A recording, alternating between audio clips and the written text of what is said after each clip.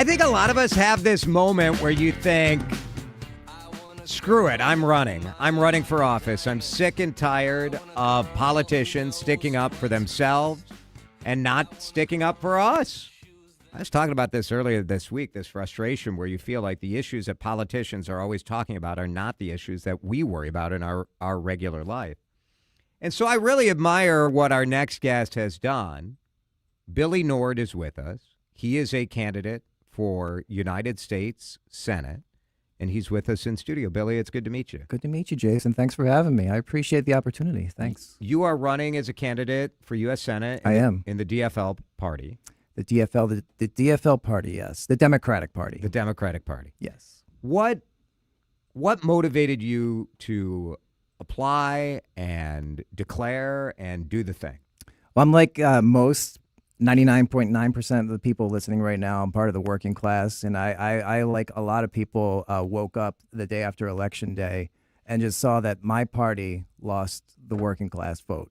And it was like that last scene in Usual Suspects when you're putting all the pieces together. You're like, oh, that was that clue. That's what happened. That's what happened.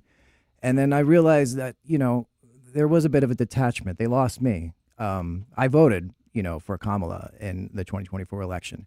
And I was let down by the loss. And then, the months after, I saw my elected representatives here in Minnesota just, making statements about what Trump was doing, the anti-constitutional things he was doing. And they would just make grandiose statements on social media, but they never had solutions. They would just tell us what we knew, like Trump's doing this today. Trump's doing that today. I'm like, I'm hitting the see more button on the social media. I'm like, what else? What's the solution? What? Yeah. And what? And then I saw that Senator Tina Smith announced that she was going to not seek re-election. And then I just saw the response and the announcement after of who was running. And I'm like, we just did this. What are you going to do differently if you get the seat?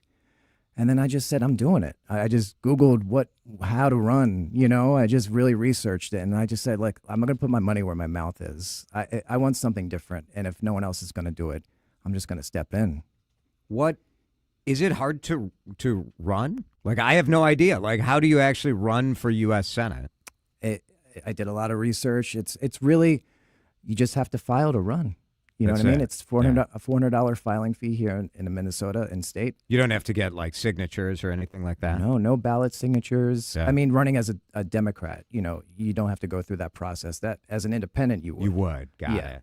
So it's just a $400 filing fee. The filing period is May to June of this year. You just fill out a form, and then you're on the ballot. What is your background? You're a St. Paul guy. I'm a St. Paul guy. Moved here in 2020 during the pandemic. My wife and I were living in New York City with our 1-year-old and just losing our mind. She grew up here. So during the pandemic in New York City, you're in tale as old as time. Move back here for some minute. There's something about Minnesota women. They're beautiful, wonderful. That's why I'm here. Yeah, absolutely.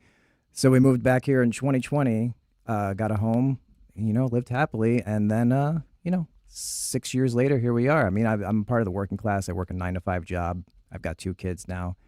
I'm standing outside my kid's kindergarten every day now as a legal observer, protecting his school, like any parent in the Twin Cities generally is feeling now, kind of a sort of the nervous time. The parent network out there. Absolutely. Yep. It's pretty remarkable, I think.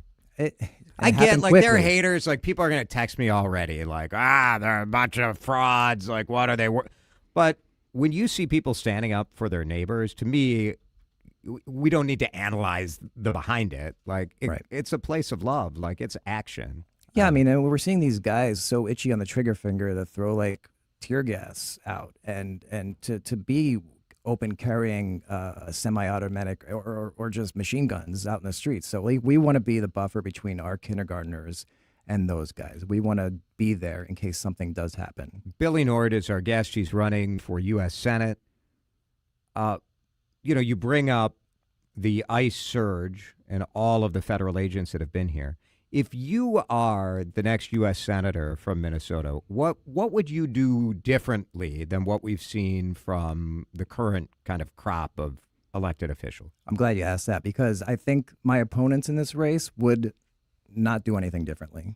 I think that my opponents in this race are the makeup of what got us here, and I don't think they'll change anything going forward. So what I would do, I mean, first of all, accountability.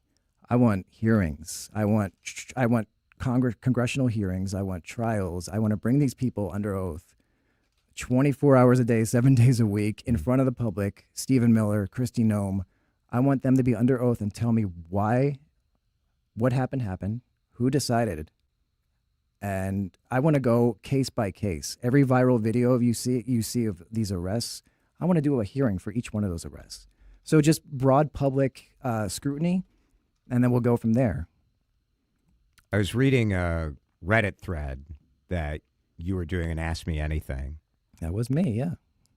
I did a little research, Billy. I mean, there's not a ton of information about. First, I went and checked and made sure you were an actual FEC.gov. I get that a lot.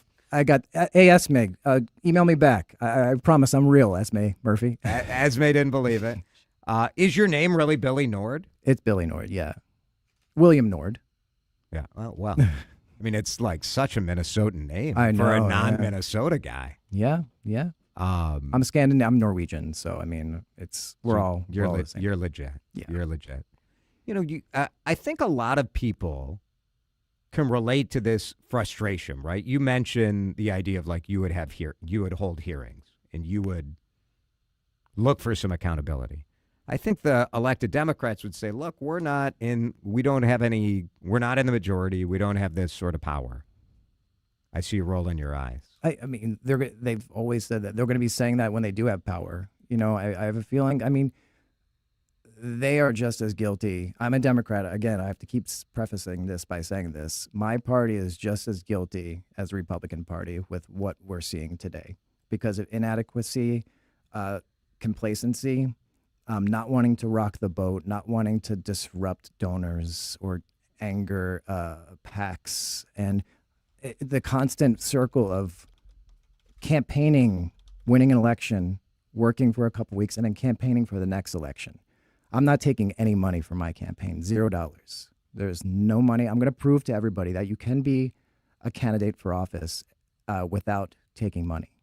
So that is one of the big factors of why we're seeing the Democratic Party not moving, not doing anything. Even in the majority, you don't really see much happening.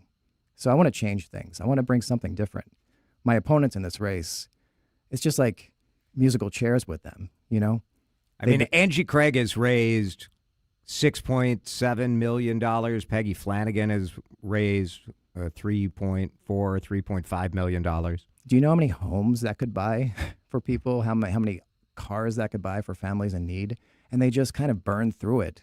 Like it's like Brewster's Millions, you know, that Richard Pryor film when he has to spend a certain amount of money each day in order to win the money at the end of the film. Would you change the system? I mean, by doing this, I think I could. I could inspire people and make them realize you don't need money. You don't need to be swayed by PACs or like mega donors, APAC, things like that. So just by existing, I think we can change the system. One of the questions that you were asked on that Reddit thread, which I think is a fair question, is why is your first step to go for U.S. Senate as opposed to running for city council or running for state Senate or state house? I think it's the same thing, just like being a part of a system. If you start, quote unquote, small, when will you eventually earn that ability in the eyes of these people to run for the U.S. Senate? I feel like that's not really experience, when you've been involved in politics for so long. Yeah. I think being a part of the working class is what is the experience for an office like this, a seat like this. Billy Nord is our guest. He's running for U.S. Senate.